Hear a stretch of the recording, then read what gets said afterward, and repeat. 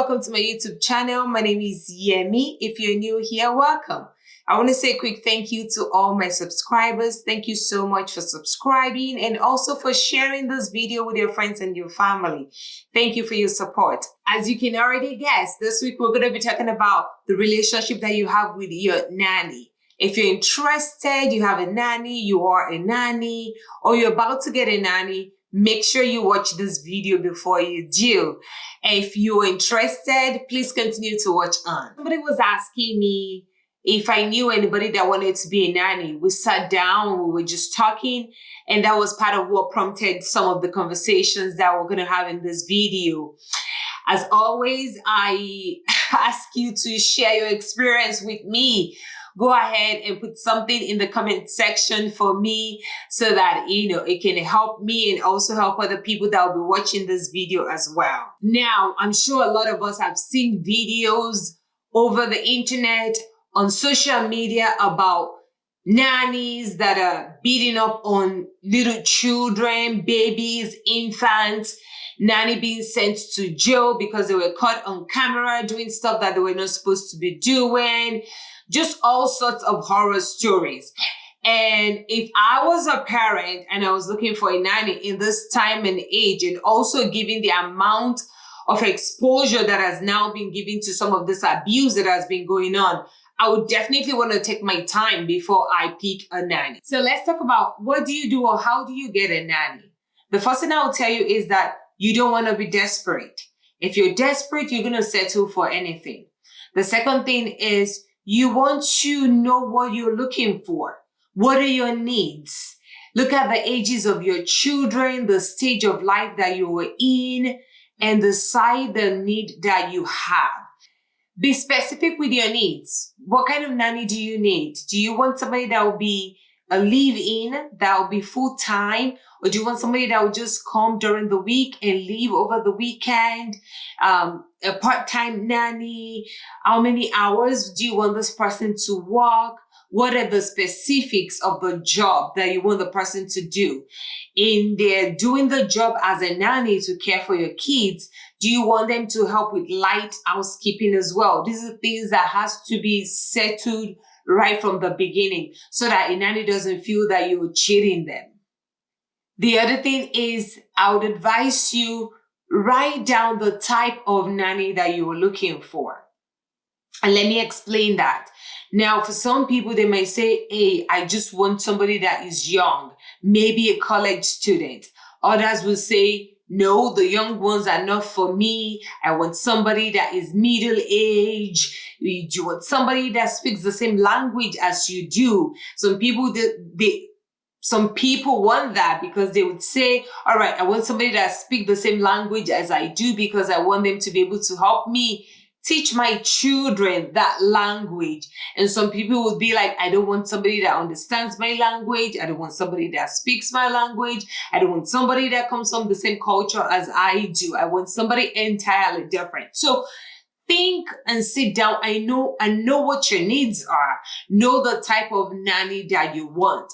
Some people might want like a grandmother figure in the house for whatever reason. Everybody's reason and needs are so different. There's no wrong way or right way. It is just, your personal preferences.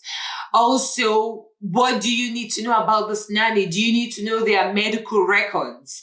And it doesn't mean that you going into details as to, what their health status is. But if you're going to get a nanny and the nanny takes medication, you want to know if that nanny is on medication. What are they on medication for?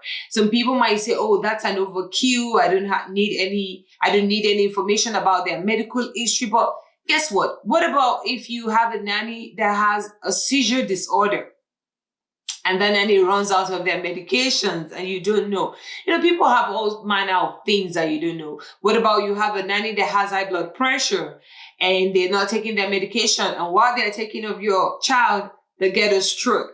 So knowing medical history of the person that you're going to invite or employ to be a part of your family, to be in the house with you is very important. Another important thing when it comes to medical history is also the immunization record of that person.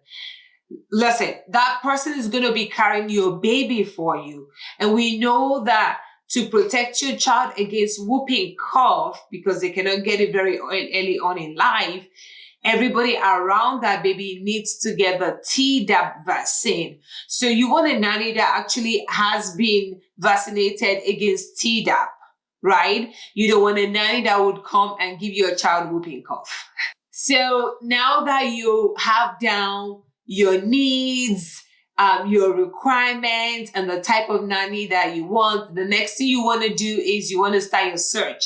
So with the search, you can start like that person that was asking me, you can start with word of mouth.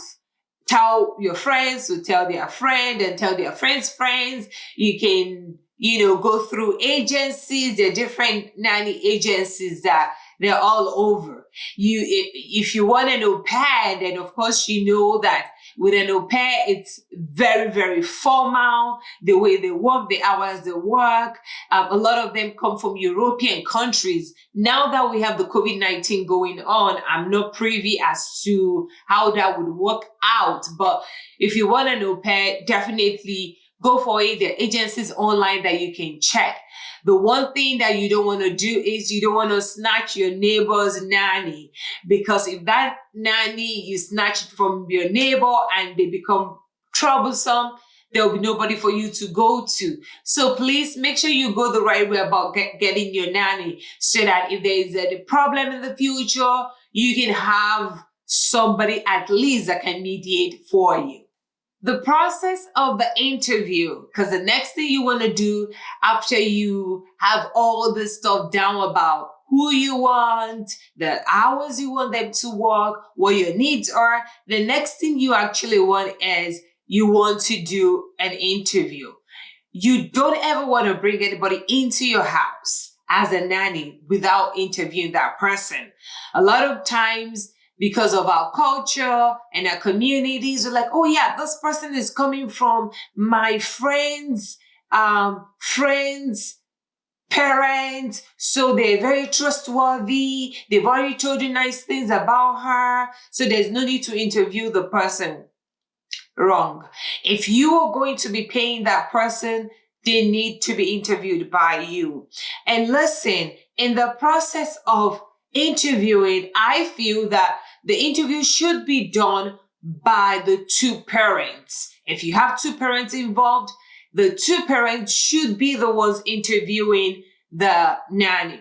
Don't say that that is too much. I've heard so many stories of nannies going to report the wife to the husband. And I'm still trying to figure out, what do they mean to achieve by that? If you report me as a wife to my husband, do you want my husband to beat me? Do you want my husband to scold me? Do you want my husband to pursue me out of the house? What is the means of you, or what does it mean, you as a nanny or going to report me to my husband? What does that mean? So listen, if you're gonna bring somebody into your house, let that person know that you and your husband have one voice.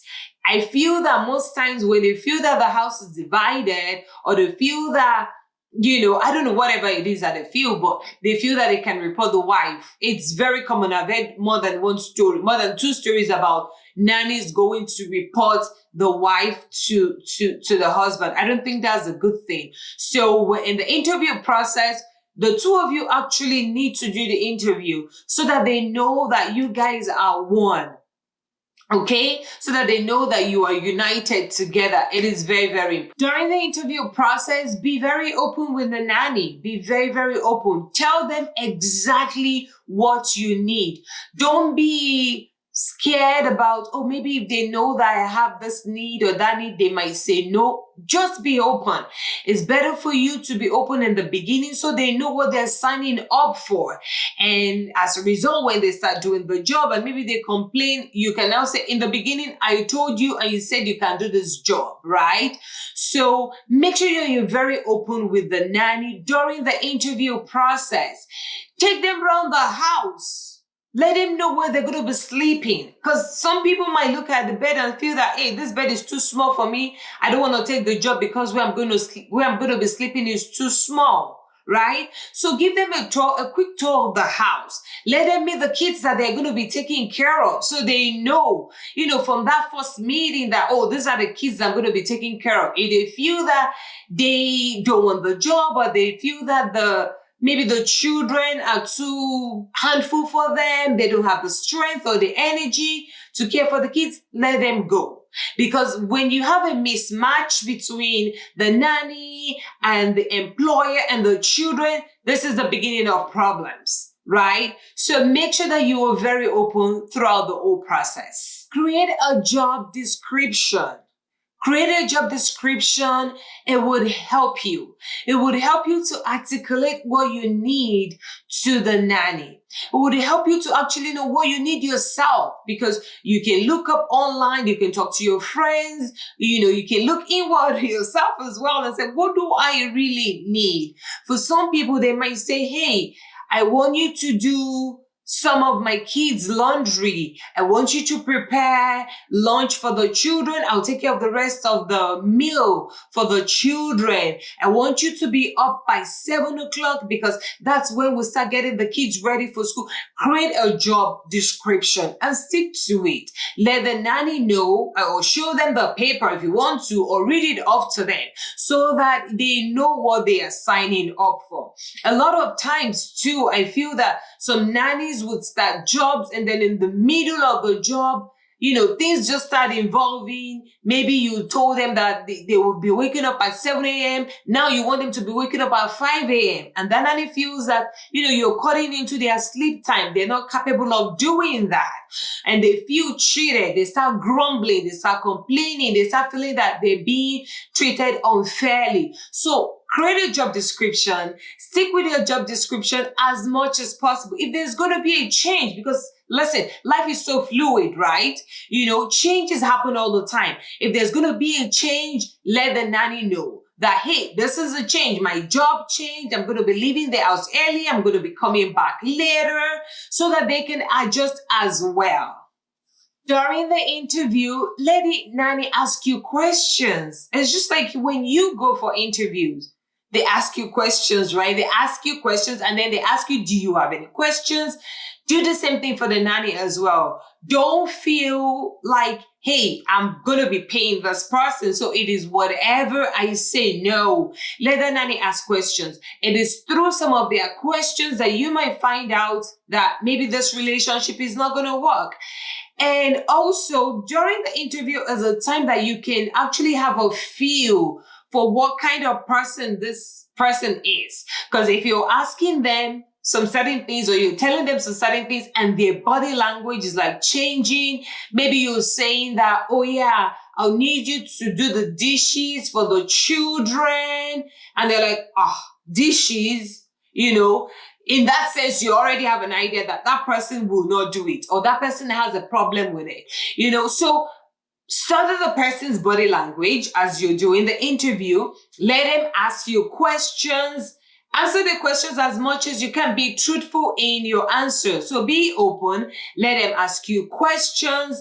Remember, this is teamwork. It's not just the nanny coming to do the work, but it's also you as well, and the children, the whole family as a whole, in fact. So yeah, let the nanny ask questions. You also want to drop a contract. Draw up a very clear contract. Don't use bogus words. Don't use slangs. Write on the level of maybe a fourth grader, just a simple contract that your nanny can read and understand. In that contract, put the terms of engagement. If they do XYZ, it would be a problem for you. This is what you expect them to do. These are the hours that you want them to work. Make sure that you create a contract. Even if that person is as old as your grandmother, as long as you're going to be paying them, let them know your expectations. And at the same time, let that person tell you their expectations as well. Some of your nanny might say that, maybe they are diabetic, right? And they want to make their own food. I don't know, or maybe they want to eat from your own food, so just agree in the beginning. I don't think there is a wrong and a right. It just depends on the two parties, right? The people that are involved. Some people are fine with people, cooking their own food. They don't want anybody to touch their food. Some people are like, you're in my house, we all eat the same thing. Everybody is different strokes for different folks, right? As they say. So make sure you put all that in your contract, because your contract might be a saving grace later on. If you have a nanny that starts misbehaving or starts, doing things that are out of the contract, you can remind them that, hey, please, you signed this contract, you read it, right? And you understood what it meant before you signed up for this job. So please read the contract, read the job descriptions, and let's talk if this is going to work for you or not. Ask your nanny during the interview, or your nanny to be, do they have friends and family in the same state or in the same area as you?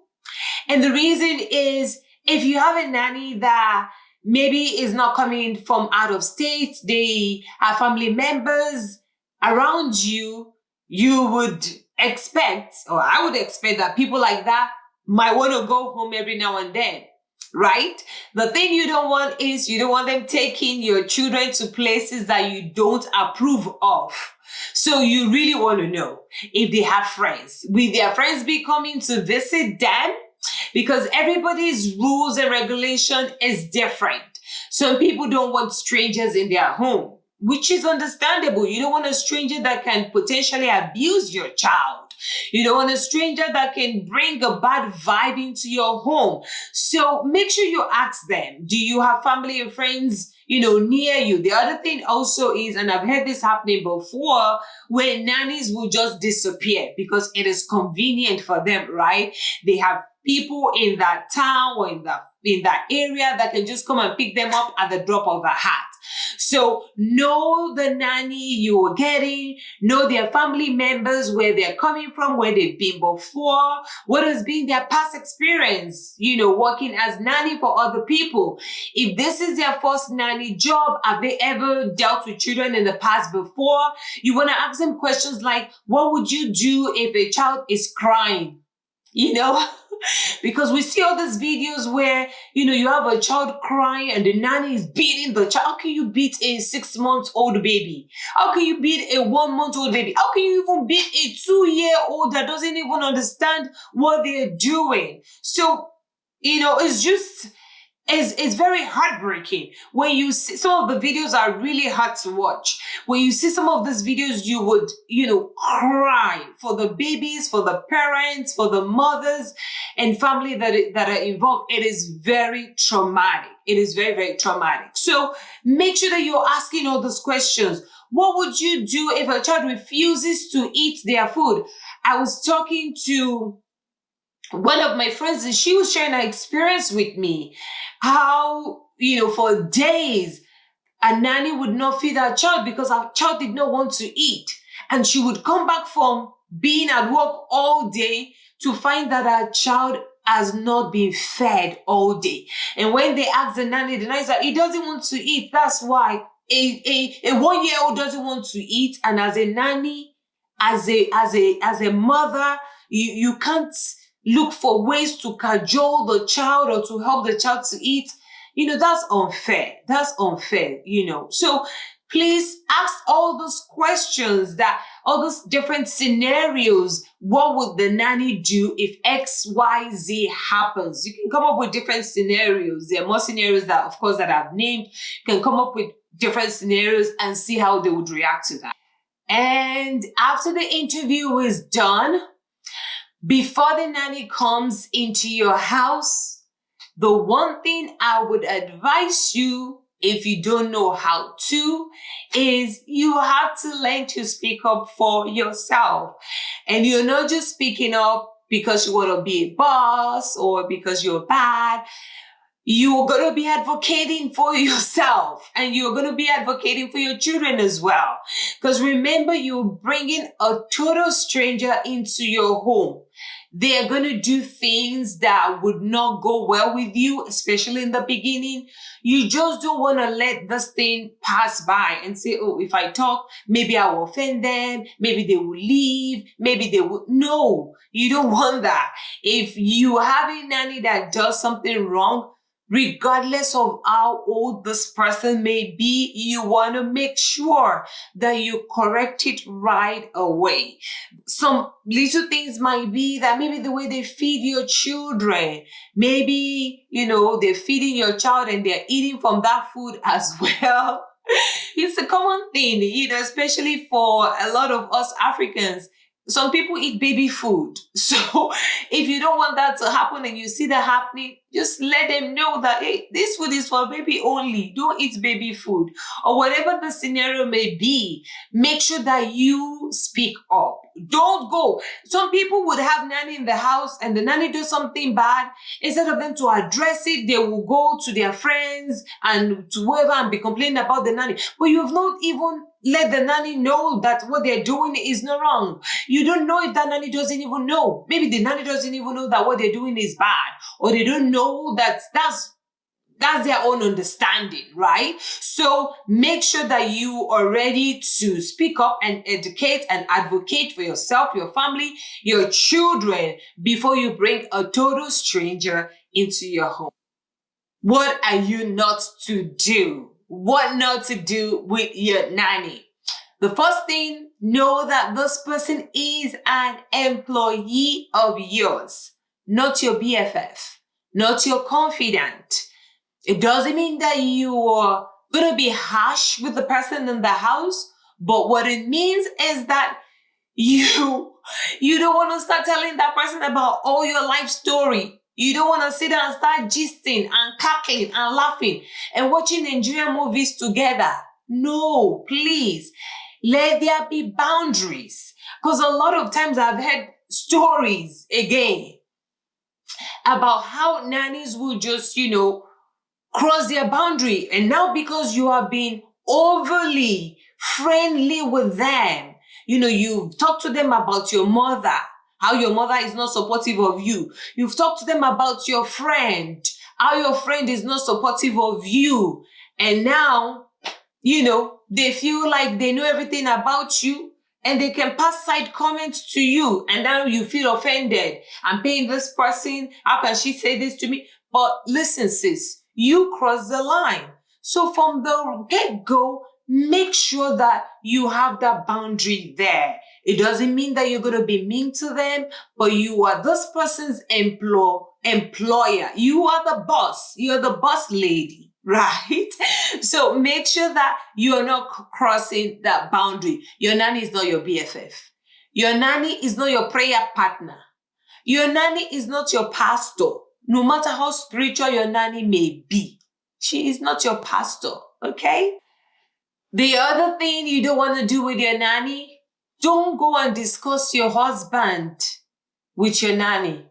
I know that we're all humans, as couple, as husband and wives. Of course, a lot of times there are disagreements, there are problems or issues, especially when the babies are still small and we have all the hormones going on. As women, sometimes we just take offense. The man is not helping, he's not waking up at nighttime, whatever the story may be, right? Don't turn to your nanny to complain about your husband. And even now that I'm just thinking about it, I'm wondering why a nanny will feel that they can go and report I'm sorry, let me go back to it again. That they can go and report you as the woman of the house to your husband. I'm thinking maybe they saw something and saw that, hey, maybe there's no unity. These people are divided in some way. So they can slide through that small opening and go and say, hey, look, this is what your wife is saying about you. Or go and warn your wife for me. My dear, don't go to your nanny to complain about your wife. Don't even complain about nobody, because guess what? It's coming back to bite you. You don't know that person's character. You don't know if that person is going to, turn around and change everything that you've said and make it worse, or even go to that person that you're talking to them about and tell them the things that you didn't say. So be careful about that, okay? Keep a good professional relationship with your nanny. Of course, the third one goes also with what I just said. In terms of your spouse, don't fight your spouse. Don't argue so hotly with your spouse in front of your nanny. It just, especially if the nanny is of the same culture or the same, ethnic background as you, they start looking at you like, oh, you don't respect your husband. So why should I respect your husband? Or why should I even respect you? So please don't fight with your husband in front of the nanny. Life happens. I know some people that say, me and my husband, we don't fight at all. Please email me. Come and tell me your secret because I want to know. I need it in my life.